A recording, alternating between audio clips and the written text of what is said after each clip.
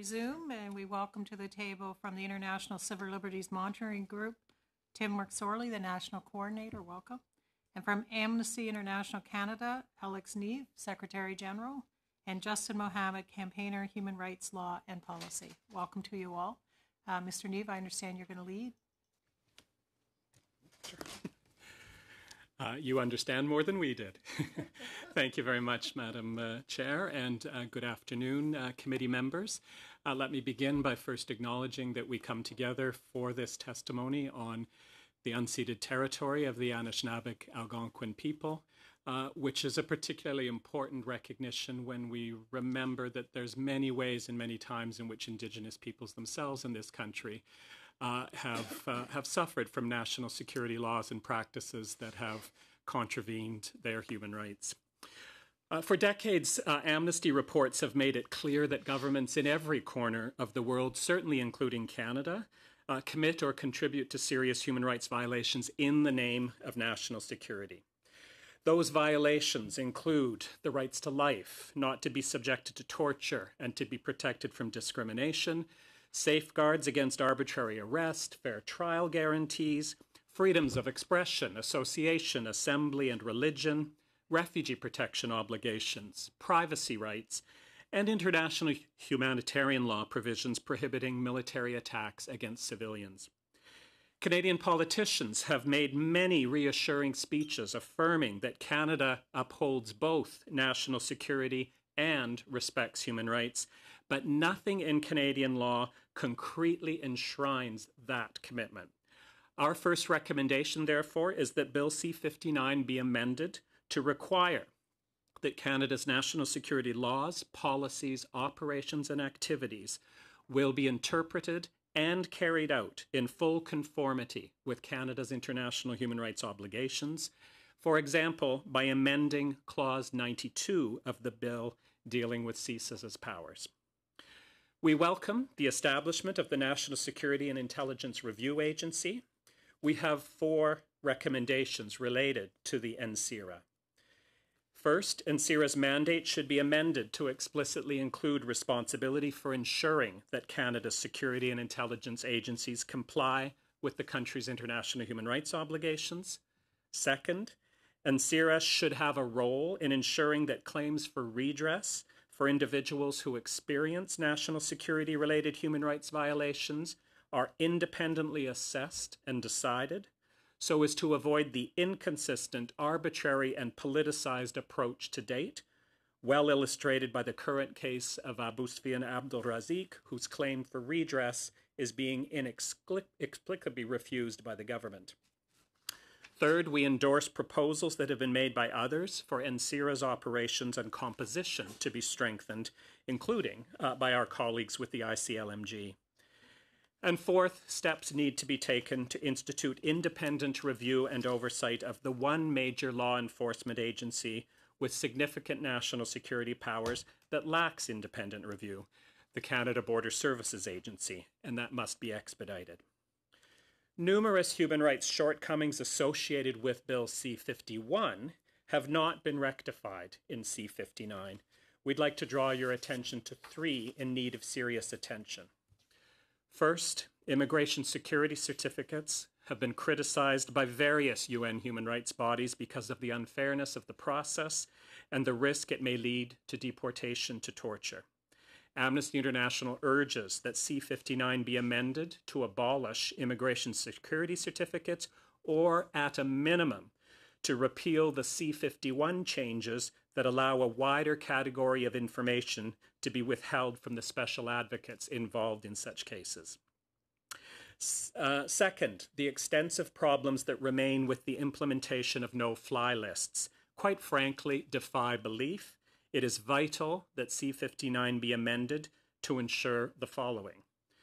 First, that a reliable system be finally implemented for avoiding false positives. Second, that the fairness of the process for challenging inclusion on the no-fly list be significantly strengthened. And third, that Canadian law establish that US no-fly lists will not be used with respect to flights originating or finishing in Canada, which do not involve landing or taking off from a U.S. airport or flying over U.S. airspace. This concern is well illustrated by the experience of Abdullah al-Malki, who is not on any Canadian no-fly list. After a harrowing experience of torture and other abuses in Syrian detention caused in large part by Canadian complicity, Mr. al-Malki's name was effectively cleared by a judicial inquiry, and he received full redress and an official apology from the Canadian government. Yet in November, when he was set to fly with me from Montreal to Geneva to join an Amnesty International delegation at the UN Committee Against Torture, he was barred from boarding the flight because he is included on a US no-fly list. The flight was not traveling to or passing over the United States. It is unacceptable that a Canadian's freedom of movement and Canada's sovereignty can be restricted in that arbitrary and secretive manner. Thank you, Chair. Thank you, Senators. Recent ministerial directions issued by Minister Goodale improve standards and safeguards with respect to Canadian intelligence sharing and torture.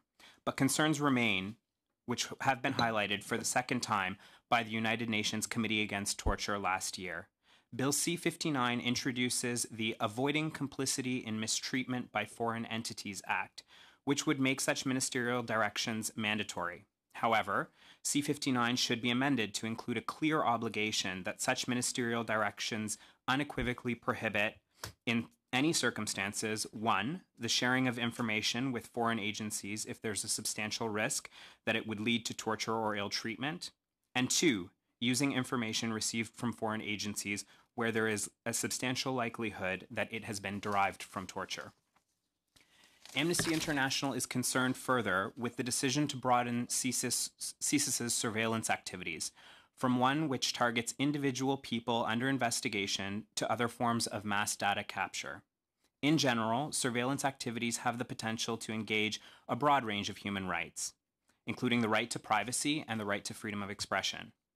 As such, indiscriminate data collection, even of publicly accessible datasets, should be restricted to an individual target or defined group of targets in pursuit of a legitimate purpose. It should be strictly necessary and proportionate to that legitimate purpose, and should be the least intrusive of all possible measures to pursue that aim. Collection and retention should also be judicially supervised. Finally, the collected information should be destroyed at the earliest opportunity, and at latest it should be destroyed when it is no longer necessary to achieve the legitimate purpose for which it was collected. The failure of Bill C-59 to define what constitutes a publicly available dataset is a significant oversight, and it must be further defined in law. The failure to do so would have the negative consequence of enabling CSIS to collect a substantial amount of information in which individuals may nonetheless retain a residual privacy interest in a data bank which is subject to minimal safeguards. There's a long-standing serious human rights shortcoming in Canadian national security law that was not addressed by C-51 and remains untouched by C-59. In blatant contravention of Canada's international human rights obligations and ignoring recommendations that were made repeatedly by the United Nations Human Rights Council and the Committee Against Torture since the 1990s, Canadian law allows for individuals to be deported to face torture in another country in exceptional circumstances, such as where there are national security concerns. It is time to ensure that Canadian law makes clear that we will never, in any circumstances, hand anyone over to the waiting hands of a torturer. Finally, we would note that there are many other concerns and recommendations regarding Bill C-59, which Amnesty International has raised previously, and which we continue to urge should be addressed. We also broadly endorse the recommendations that were brought forward by other civil society groups and experts with respect to such issues, such as the human rights implications of active cyber operations. Thank you. Thank you very much. Mr. McSorley. Thank you. Thank you very much, Chair, and thank you, Senators, for inviting the International Civil Liberties Monitoring Group to present today regarding Bill C-59. Just as a point of information, last Friday we submitted a more detailed written brief on some of our other concerns. It's being translated and it will be circulated once it has been. Our position on Bill C-59 is that while it brings some important positive changes to the national security landscape, these are being overshadowed due to the government not going far enough to address existing problems, along with the introduction of new laws that raise troubling concerns for civil liberties and human rights in Canada. First, I'd like to focus on the positive. The new review and oversight mechanisms, namely the National Security and Intelligence Review Agency and the Intelligence Commissioner, and ways we can build on these proposed bodies.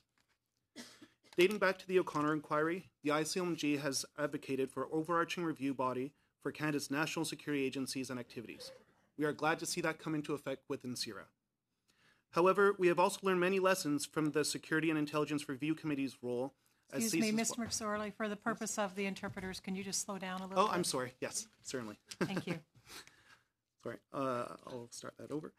However, we have also learned many lessons from the Security and Intelligence Review Committee's role as CSIS watchdog. As NCIRA is largely modeled on the current CERC legislation, we can look to it for areas of improvement. While NCIRA will have a broader mandate, it will have the same number of members as CERC.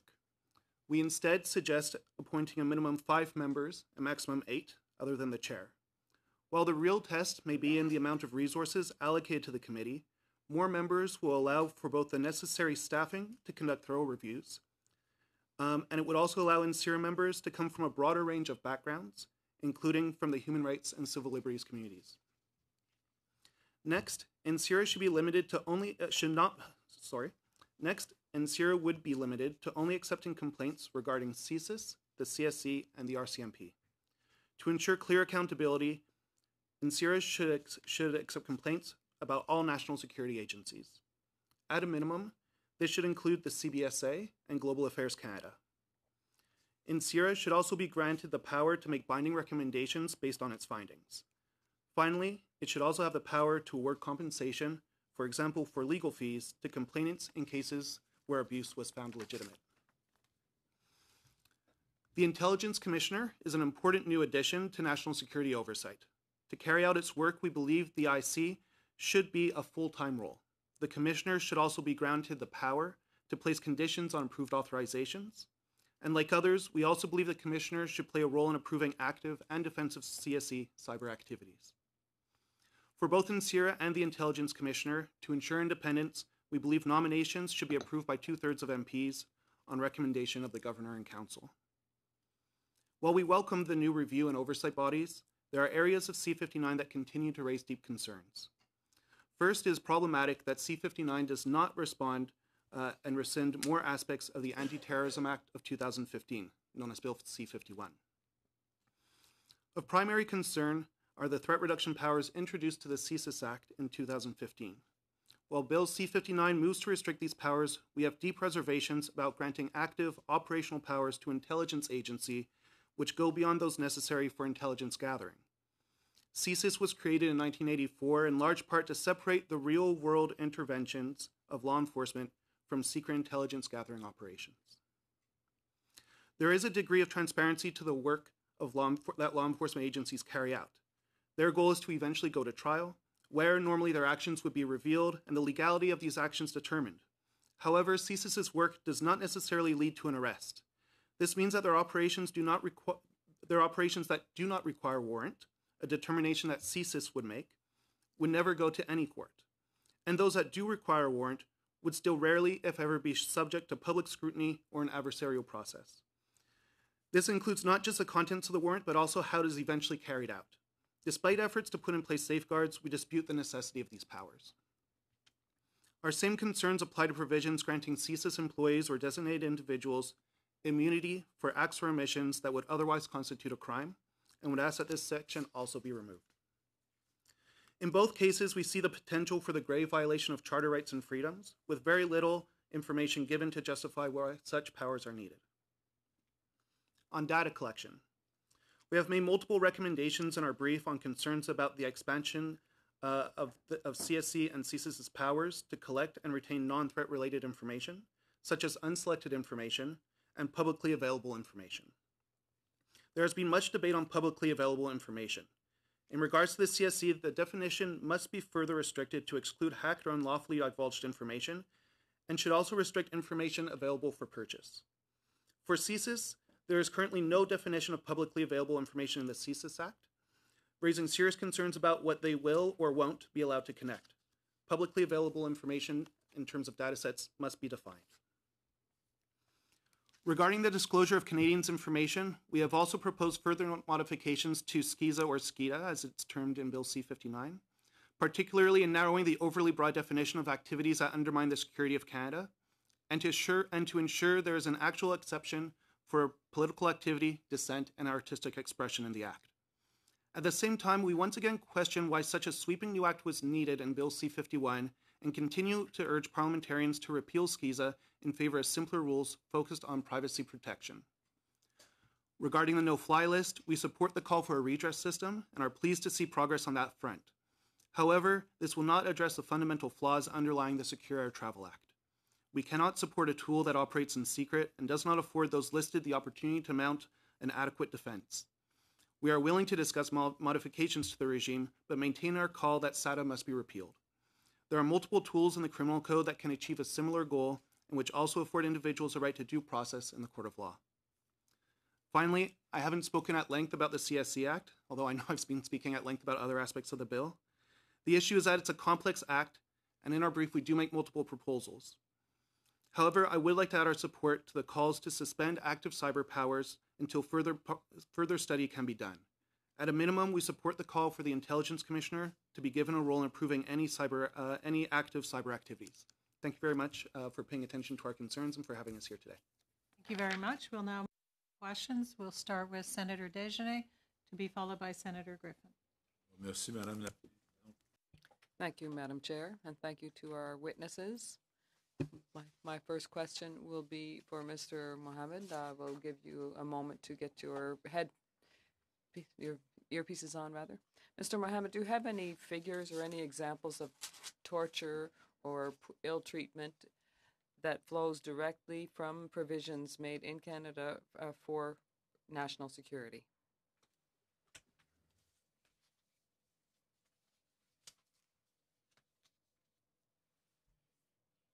Don't mind, Senator. We'll switch the responsibility for responding to you as in my role, I've extensively been involved in cases in the past where we absolutely do have very grave concerns that decisions, action, and inaction originating in Canada did lead to very serious human rights violations, including torture abroad. Some of those cases are very well known. Obviously, the case of Meher Arar, which was the subject, of course, of a commission of inquiry. Similarly, the cases of Abdullah al-Malki, Ahmed al-Mati, and Muyad Nuruddin, also the subject of a judicial inquiry. And both of those inquiries unequivocally documented, number one, that torture had happened, number two, that it was very serious and sustained torture, and that number three, that there clearly was Canadian responsibility in a whole variety of ways, including very problematic approaches to intelligence sharing in both directions, what was provided to foreign agencies and what was received back. A case more recently and still very current that has had much less attention because it hasn't been the subject of a judicial inquiry is one that I referred to briefly, the case of Abu Sufyan Abdul Razik, who experienced sustained torture over a period of at least 2.5 to 3 years in the Sudan, and where it's very clear, and there have been some federal court rulings pointing to this, that again, there's very serious Canadian complicity. Including close collaboration between CSIS and the security forces in Sudan at the time. So our concern in this area aren't theoretical; they are very real and grounded in those sorts of experiences. Donc, ce que je comprends.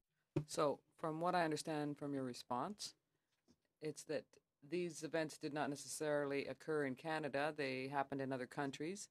And I presume that there were interactions between the various security apparatuses, but they happened in Sudan, for example, as you mentioned. Now, you answered me, Mr. Nevin. I'll keep to you for the next question. In your presentation, what are you referring to when you're talking about politicized approaches in C-59? Can you tell us what components would really be politicized, in your opinion?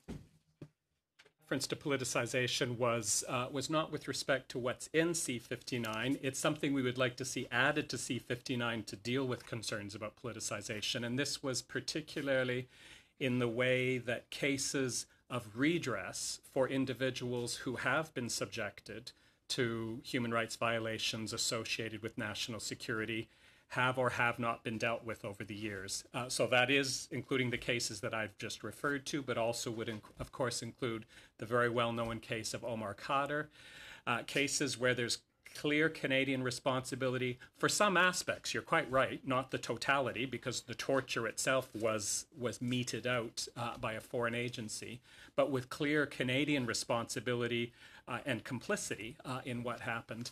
And it's sadly very clear that over the years, the decisions about when, how much, and even if to provide redress in those cases has not been entirely based on clear, independent criteria about what justice would require, but has absolutely been driven by political considerations. The case of Omar Khadr is the most obvious. Our view is that that needs to be depoliticized. Something as fundamental as ensuring that survivors of torture, for instance, receive the redress that is their right, cannot be subject to the prevailing political winds of the day. And we would like to see NCIRA be given a very clear role and responsibility in ensuring that those decisions are made in a less political way. Dernière question, Monsieur McSorley, je vous avais. My last question is for you, Mr. McSorley. I didn't forget you. You were talking about certain powers for security officers. Do you think that C-59 is getting closer or farther from what's being done by our allies, for example, in England and Australia? And could give us some examples of what you talk about as political activities that could be subject to surveillance under the C-59. Perhaps you could answer that. In terms of whether or not we're getting closer or further from what other countries are doing, because the laws in other countries are so complex, it's hard to say exactly where we are. What we do understand is that we've been told from studies that have been done that this bill will bring Canada closer to what other countries, such as the United States and the UK, have been bringing in. But we have those questions. We work closely with organizations such as Privacy International and State Watch, who have raised similar concerns that we've been raising all throughout the adoption of new national security laws in the UK in order to increase their surveillance powers and information gathering powers. So while it's true that we are approaching the powers that our allies may have, we would question whether or not that's the right direction for Canada to be going in. One of the things that I'd also like to point out is, for example, in other aspects of best practices in other countries, there was a study of when the National Security Committee of Parliamentarians was brought in. The best practices in other countries was that it would be an independent parliamentary body, and we brought that up, and that was a direction that other countries were moving in, and Canada decided not to go in that direction, which we found was regrettable. And so it's not always just a situation of are we moving in the same direction of the countries, but deciding what is right here in Canada. I think that some of these laws do move in those directions, but we would raise concerns about them. Regarding the information that's being collected, I think this is a good example of how we've seen in the UK, there's been a drastic move towards greater data collection powers for their security agencies that have been the subject of intense criticisms from civil liberties organizations in Europe and in the UK.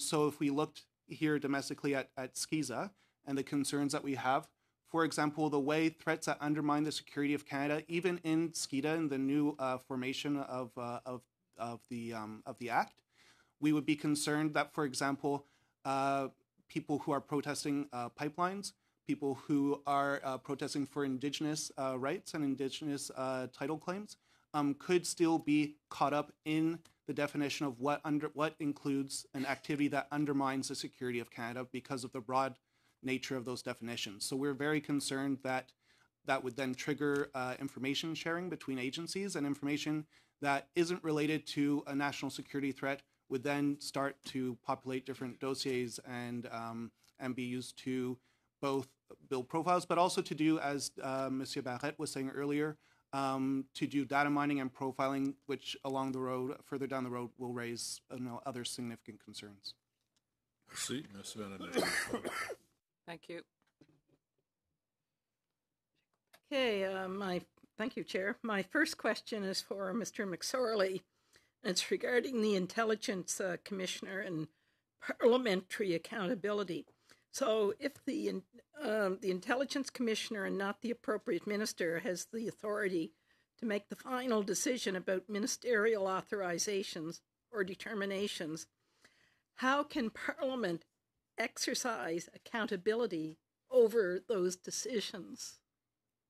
A very good question. Thank you. Well, I think that's one of the reasons why we would like to see that the Intelligence Commissioner is accountable to Parliament and not appointed simply by the Governor and Council, and that would help to address some of those concerns. I think also there's a lot of discussion about ministerial prerogative and the powers of the minister versus the power of somebody like an Intelligence Commissioner. I wasn't here for Mr. Fadden's testimony this morning, but from what I was here for the next session, and from what I can understand, there is question about the reasonable powers. And while we would like to see stronger authorizations, I think as it's framed right now, the fact that it's reasonable, whether or not an authorization is reasonable, doesn't necessarily undermine the decision making of the minister. It's simply to decide whether or not it's reasonable under the law. On the other hand, we do agree with other organizations who have brought up in the past, before the Csc Act was proposed, that these types of surveillance activities very well should, in other circumstances, should be subject to judicial oversight, and that the Intelligence Commissioner, as a former judge, is quasi-judicial, and we have a recognition that judicial oversight of surveillance activities is acceptable. So I don't see that as undermining the minister's ability to make decisions, but rather ensuring that there is a judicial or quasi-judicial aspect to the approval of these authorizations. Okay, thank you. It's quite a different stance than we did here this morning. This question is for Mr. Nev, the no-fly list. And I would take it that you would see what's proposed in this bill as being an improvement over the current situation, but yet you're saying it's not adequate.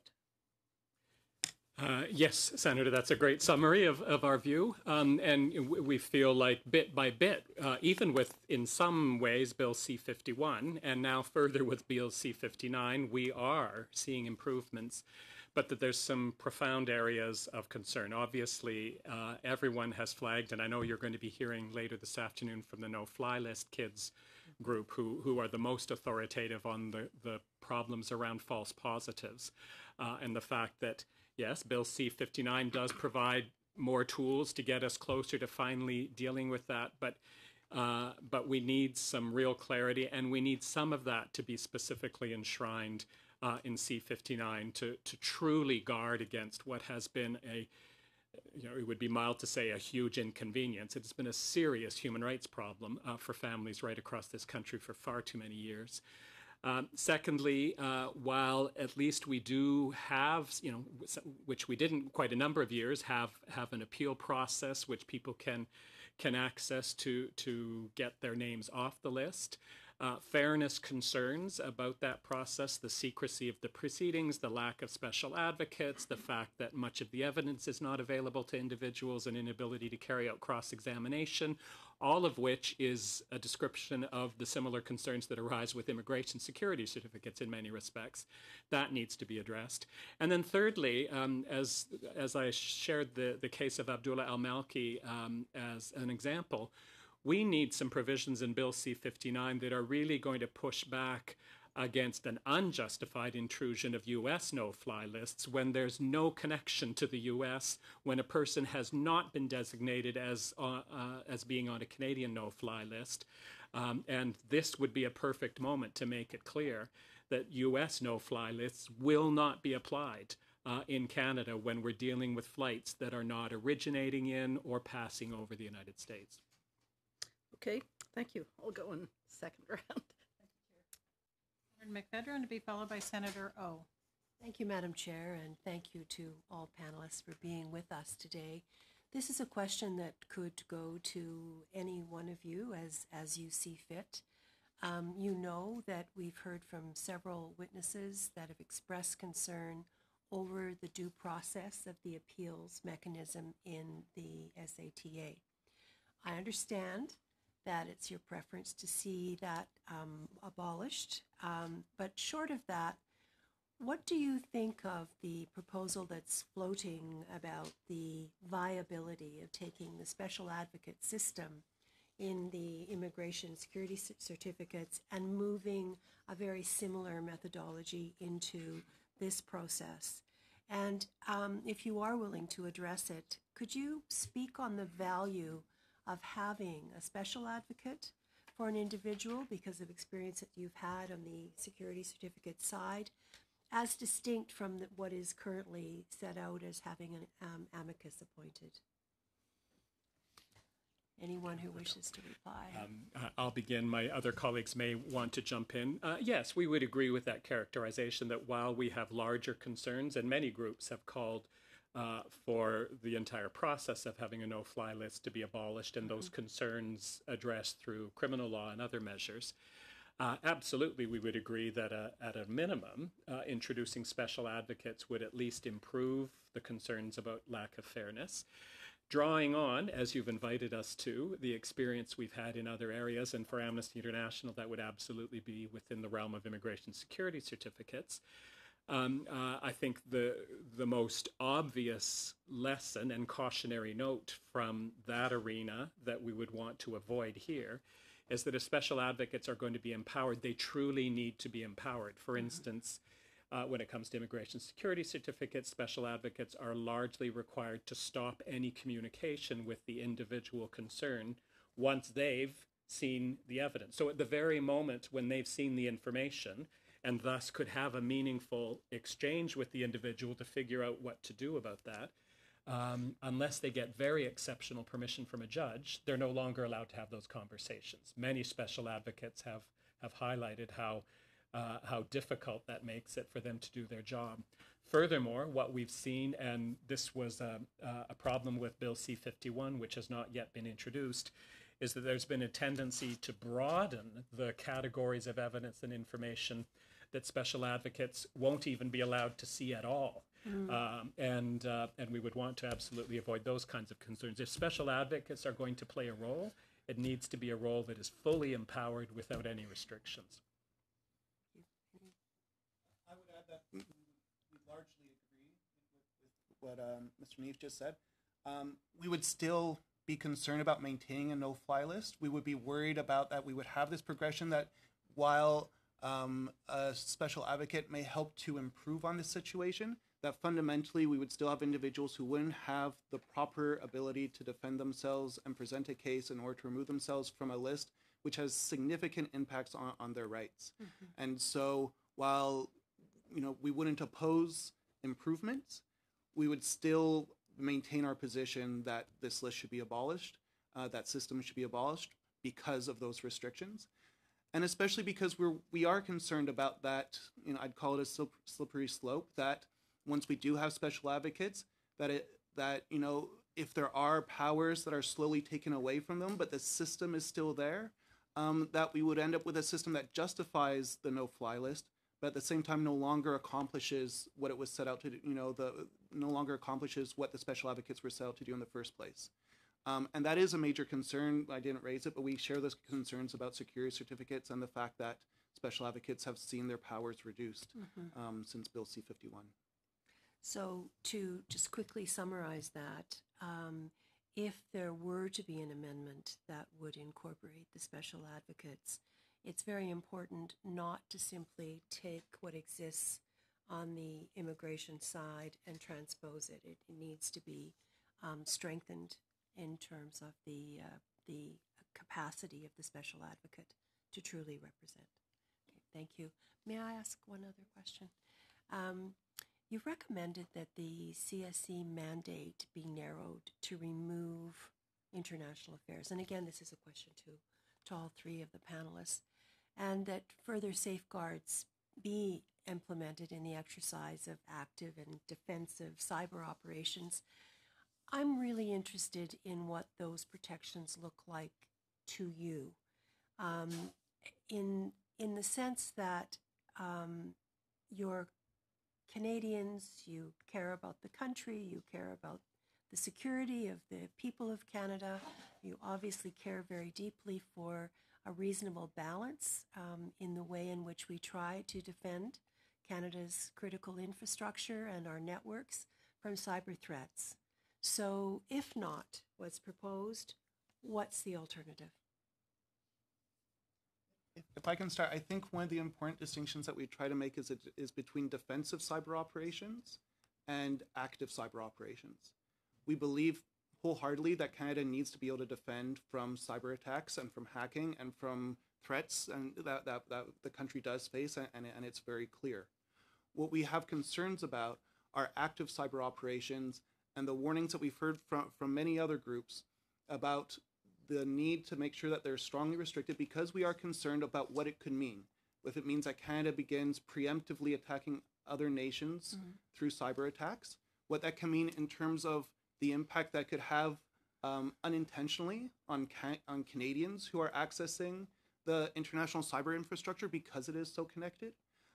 Situations that we've seen with the National Security Agency in the United States that already has similar powers and where some of the tools they developed were stolen and then used against civilians. So we're not completely against the idea of Canada having active cyber powers, but the way it's framed currently in C-59, that's being granted to a civilian organization, and the fact that it's part of a complex bill, and that this part in particular we believe deserves further investigation, further discussion before we move forward with it because of the implications that it can mean once it's adopted. We fully believe that Canada needs to defend itself against cyber threats, but it's in those active preemptive engagements where we have concerns, and that's why we're also concerned about international affairs being a justification for these preemptive attacks because of the potential broad nature of them.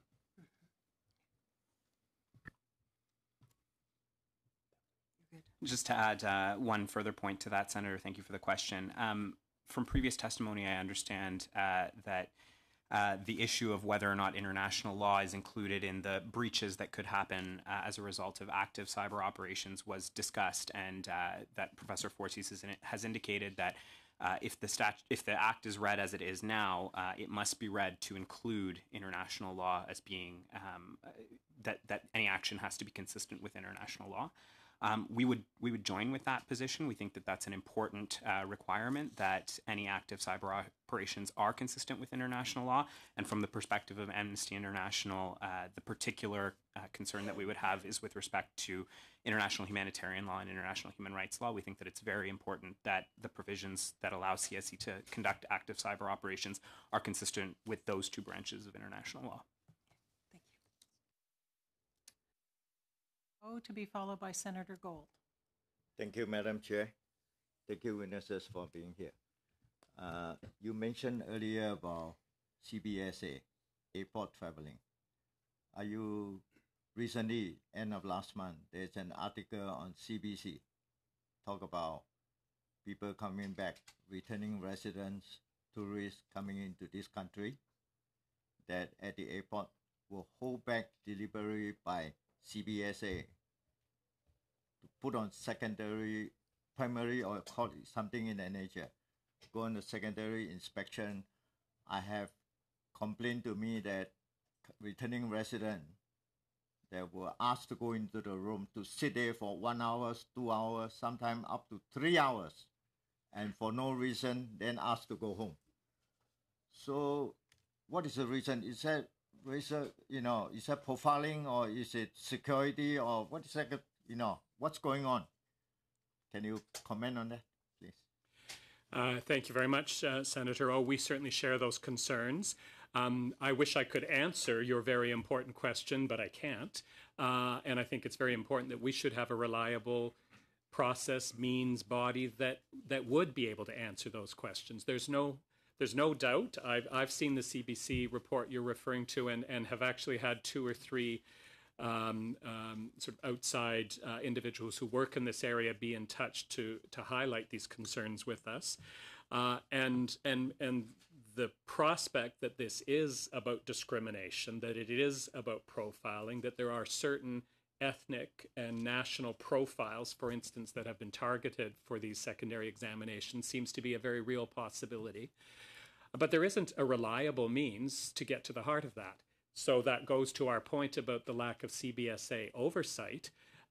If we did have in place an agency, an independent agency with powers of review and oversight over CBSA, this is exactly the kind of concern that they would be expected, a complaint could be made, or even they on their own volition could be sufficiently concerned to look into it so that you could get the answer to that very important question. And then, having that answer, we would know what kind of changes need to happen. Because if he's a well-trained CBSA officer with his hawk's eye, he should be able to pick up a terrorist and a returning home resident or a tourist, right? Yeah. My understanding from the cases that seem to have emerged in these recent reports isn't necessarily so much that they are national security related. It seems that there have perhaps been some allegations around criminality or something of that sort, but it was very unclear. And because we don't have any authoritative body that can get to the heart of it, then all sorts of preoccupations get amplified. Thank you. Gold, and then we'll move to second round, led by Senator Griffin. Thank you, Chair. First of all, welcome all of you, and I want to thank, you, Amnesty International, for the work you do, and also the ICLMG for the work that you do, keeping issues of human rights and privacy on the front burner, and as a conscience and reminder of how important it is for all of us in Canada and beyond. As many of our witnesses have said, finding the right equilibrium and balance between the protection of national security and the protection and preservation of our constitutional rights and freedoms is a challenging matter under any circumstances, and all the more so as the world around us is changing so quickly and the threats are as they are. So I have some questions about some of the positions you've taken. I read very carefully some time ago, but reread the substantial brief that the International Civil Liberties Monitoring Group presented in January 2008. I expect the brief that we're about to receive in translation will be no less exhaustive. So I could ask about so many things. Let me just focus on two areas. One is mass surveillance, which is something that we're all concerned about. And I just ask for your comments on two aspects of it. First, could you comment on the Privacy Commissioner's conclusions to this committee that many of his preoccupations, which he expressed before the committee in the other place, have been addressed in amendments, and that he now feels, on balance, that he's satisfied with the protection afforded to Canadians through privacy.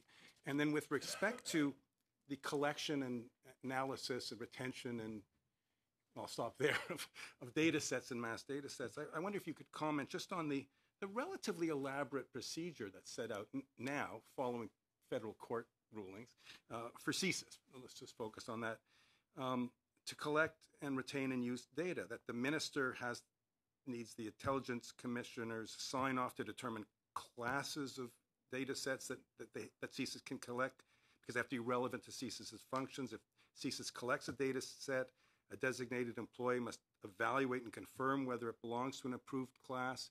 During this evaluation period, CSIS isn't allowed to query or exploit the data, has to delete any information that relates to personal information. CSIS needs federal court authorization to retain the Canadian data set, otherwise they have to destroy it. And it can only query or exploit a retained data set to the extent that it is strictly necessary. And then there's an exception for exigent circumstances, as you'd expect. So privacy commissioners, general satisfaction, fairly elaborate system in place. What's your view? Share it with us, please. Certainly. Thank you very much for the question and for reading our extensive brief. I appreciate that.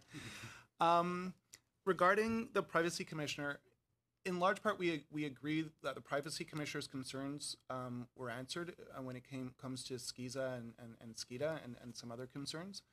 I I think it's important. He said that he was reasonably satisfied and that there were other areas where he wished I had gone further, including around the definition of publicly available information. And so, I think that in that respect, we would go a little bit further and say that would have been, necessary to bring those in and to go further and answer all of the Privacy Commissioner's concerns. I also think that there's an issue around privacy. And then there's issues around what it means for the chilling effect on when people know that their information is being collected. Concerns that we have about data mining and profiling down the road, the discussion of using more big data analytics in terms of being able to develop ideas of who is a threat and where the threat is coming from. And so we're not simply just concerned about the privacy concerns about mass surveillance, but also exactly what it means once all that information is collected by one body and what concerns we may have about how it may be used. There's an expression that's become popular among intelligence agencies that they need to develop the haystack in order to find the needle. And we're very concerned about this idea that they will be developing these haystacks, that they need to input as much information as possible and maintain that in a database, essentially, for their use. And then there may be, and this maybe gets more to the next part of your question as well, there may be authorizations along the way, but our concern is with that opening up of the initial gathering and retaining of that information, issues around whether it may not be abused, whether or not it may be abused. We know from, despite the best efforts of, we think of CERC and of what's being laid out within SIRA, there have been instances around ODAC, for example, where CSIS was pulled up on the carpet for having a lack of candor with the courts. And we're concerned that giving them more powers, despite the fact that there's legal restrictions, that we're still skeptical that these types of situations won't come back, despite the restrictions that are put on. I would agree with you that at the same time, the restrictions around Canadian data sets and foreign data sets, there is a clear process. And it is rigorous. It's true. Our concern is also around publicly available information. I recognize that if there is a definition of publicly available information in the Csc Act, then it could be, translated over and viewed as in some ways defining the publicly available data sets in the CSIS Act. But we haven't necessarily heard that coherence from witnesses from CSIS and the CSE, where CSIS in fact said that if the same restrictions that were put in the CSE definition of publicly available information, that it excludes any information that's a reasonable expectation of privacy, it would in fact undermine the use of publicly available information data sets by CSIS. And so our question then is well, what's going into publicly available information data sets for CSIS that would contravene this idea of reasonable expectation of privacy? And so that's where a big part of our concern is. We don't know what's going to be going into publicly available data sets. In the other place, there was a statement that around the issue that if there was a strict definition, then it would mean that they wouldn't be able to consult I think it was the Winnipeg phone book. And we're not out saying that CSIS shouldn't be looking at a phone book. Our concern is much broader than that, and it's not defined in the bill that this would be limited to things like phone books, textbooks, instruction manuals that's been brought up in other sessions, but rather that it's a very broad definition. So that's really where our concerns are, is around this issue of, and when we talk about mass surveillance and the concerns of what could go in, that's where our concern is really focused. Right. Chair, may I ask? Very quickly, I have two more, actually four more senators now who want to ask questions. Well, okay, it's just you've suggested repealing CSIS's threat reduction powers, and here we've heard from former Senator Hugh Segal and the Senate committee that these are, and CERC itself, that these are really necessary in order to stop things before the bomb goes off, so to speak. And we also see in C-59 a much more transparent list of what those powers are, what you can do and what you can't do. Would you comment on the way in which C-59 addresses, having made the decision to retain the threat reduction powers, are you satisfied that it's an improvement over the way that they were left rather open-ended, including possibility of violating the charter, which has been precluded now in C-59? Just like your thoughts briefly. Yes, very briefly. I think it's true that probably how it's worded now avoids it violating the charter. we're still concerned about just the fundamental aspect of an intelligence agency that operates primarily in secret having these real world powers, and the concerns about accountability, especially how they might be implemented after the fact. What we would much prefer is to see a stricter and more thorough way of ensuring that CSIS is, once they have information that a threat is imminent, that they're working with RCMP or law enforcement, who then, if they do proceed and lay charges, then those, and take action against an individual, then those will play out in a court of law. Our concern is definitely around the issue that some of these actions will never be known by the individual that's taken against, and we will never know fully whether or not they violate an individual's charter rights after the fact. If they do, I realize that and CIRA is allowed to refer it to the federal court. But again, when it comes to such basic and fundamental rights, we're concerned about anything slipping through, and that's why we erred always towards having it as open and that it goes to a court where there can be full disclosure to the person who's being affected. Thank you. Second. Senator Richards to be followed by Senator Boisvenu, and then we'll go to second round if we have time. Thank you very much, and thank you. I'm just kind of adding something to Senator O here, because traveling for 48 years and meeting with all kinds of security at borders and airports, some of this comes down to mendacious bullying and just personal arrogance on the part of the border guard. It's not necessarily profiling, it's just a feeling of power that they have. I remember when my wife and I were traveling in England now, she was 23 years old, she's from the Miramichi, she talked and looked like a Galway girl, and they held her up for half hour, 40 minutes. And finally I went over and I said, she's a Canadian, because they didn't believe she was Irish. But I don't think that was profiling more than somebody feeling very powerful and very arrogant. And I don't think there's any way to compete with that or to solve it, unless we solve human personality. If you could just comment on that. I think you're right that is absolutely, Senator, sometimes how this is playing out. I think what we certainly know from a human rights perspective is that borders are a place where there is great potential for abuse of power. Because there's very little transparency and accountability. There's a real vulnerability that people are facing. People may have no status, or they may have uncertain status, or they may have temporary status, and are therefore very concerned about not wanting to do anything that is going to offend or trouble the person who stands between them and entering the country. And I think I would simply come back once again to, now this may not fix all of the concerns, and there will almost always still be the potential for abuse of power by people who abuse power because they have power.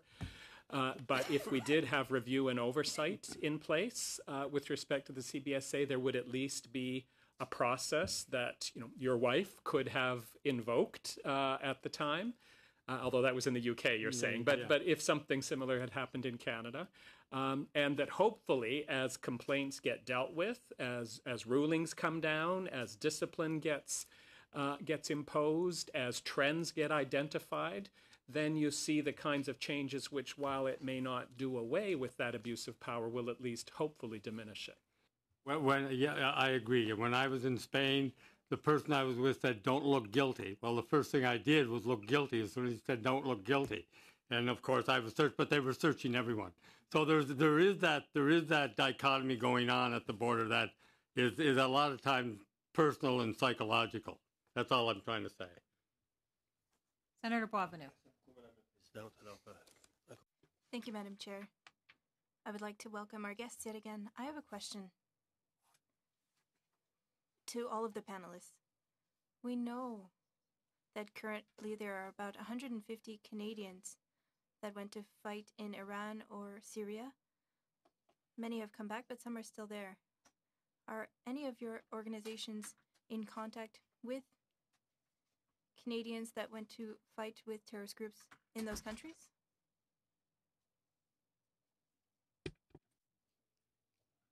On our part, I can answer that that we have not been in touch with anyone who is in prison internationally for being a foreign fighter. We haven't dealt directly with anybody, no. Thank you, Senator, for the question. Amnesty International has been contacted by family members that are concerned or members of family that may be involved in or present in those areas. So yes, we have been contacted. Et est-ce que vous travaillez de pair avec... And do you work with departments or Canadian embassies, or do you work in an isolated fashion? And I think you'll appreciate, Senator, that the amount of information and even the ease with which information even flows in these contexts. I mean, you can have long periods of time where there's not communication. So it's very early stages in any of those cases and not a sustained amount of contact that we've had. Mais lorsque vous obtenez des informations privilégiées par rapport à des activités que ces gens-là peuvent avoir occupées ou des crimes qu'ils peuvent avoir commis là-bas, est-ce que... For crimes that were committed there, do you transfer this information? Question, as of yet. D'accord, merci. Thank you. Second round, very quickly. Senator Griffin. You pass. Senator McFedrin. Thank you, Madam Chair. We received Bill C-59 with I think, quite a significant addition from the House of Commons, and that deals with human rights violations, including torture.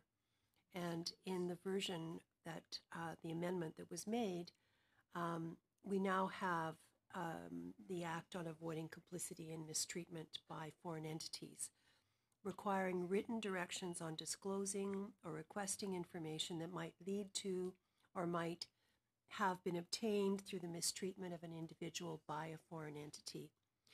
To what extent do these changes address concerns that you have on the record? And again, to any panelist who wishes. Well, it was a welcome addition, but it doesn't solve the problem in our view. I mean, what the addition requires is that all relevant agencies must have policies or ministerial directions in place, but it does not specify what those policies or ministerial directions must include. And that's where the contention has been over the years. And this is an issue that's been playing out over the last decade or so, beginning with the Maher Arar case, some recommendations that were made by Dennis O'Connor, the commissioner, as to what should be Canadian policy here. Ministerial directions that were then developed by the previous government that actually went completely against Commissioner O'Connor's recommendation. Concerns that came out of the UN Committee Against Torture about that. Then there was an improvement. Recent new guidelines developed by Minister Goodale are an improvement over the previous guidelines, but still don't go as far as the United Nations says Canada should be going. And in fact, when Canada's record was reviewed again this last November by the UN Committee Against Torture, this is one of the areas of concern that was highlighted. So you see, the point here is that it's great to say all these agencies have to have the guidelines, but if the guidelines that are being developed aren't what international human rights law requires, then we've still got a problem. That's why we say that C-59 should be amended to make it very clear that not only should there be guidelines, but here's what those guidelines need to require in both directions with respect to intelligence Canada's providing to other countries and intelligence we're receiving back. And may I just ask, and certainly we can hear further, but given what you've just said, Mr. Nev, could you tell us if you've provided those specifics that are missing, that you would like to see introduced? Whether we specifically Bill we have not with respect to Bill C-59 in particular. We have repeatedly engaged with the government around this issue, going back at least a decade, in terms of what we think Canadian law and policy in this area should be.